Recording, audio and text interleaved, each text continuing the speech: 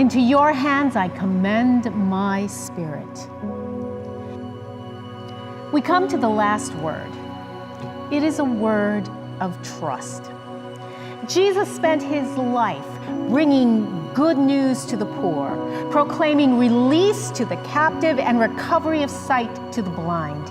He spent his life proclaiming the Lord's favor to a resistant and hostile world. He came to love the world to wholeness.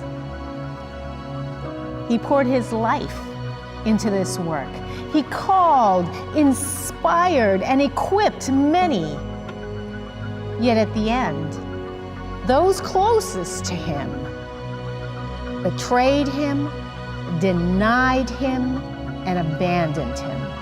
As the darkness closed around him on the cross, the future he envisioned, the reign of God on earth, seemed farther away than ever. We forget at times that Jesus was as human as we are. As he felt his life draining away from him, did he wonder, was it worth it? Did it matter? Did he wonder if he had failed? Yet his last word is a word of trust. Into your hands I commend my spirit. At the end, love and trust sustained him.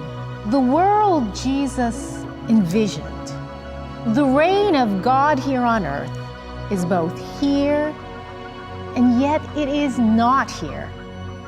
God's reign is here because God is with us. God is here. And God is working quietly, patiently, in unexpected ways to bring about freedom and resurrection. And God's reign is not here because our world is still in captivity, still blind. 400 years ago, 20 Africans from what is present-day Angola were kidnapped and brought to Virginia. They were sold into slavery. Racism has a long history in this country. And racism persists despite a war fought over the question of slavery, a war that ended more than 150 years ago. Racism persists despite the passage of the Civil Rights Act 55 years ago. Though many have fought, bled, and died to end racism, racism persists. It's a daunting task, this task of loving our world to wholeness, this task of proclaiming release to a world captive to racism and misogyny, captive to the fear of immigrants and fear of the LGBT community.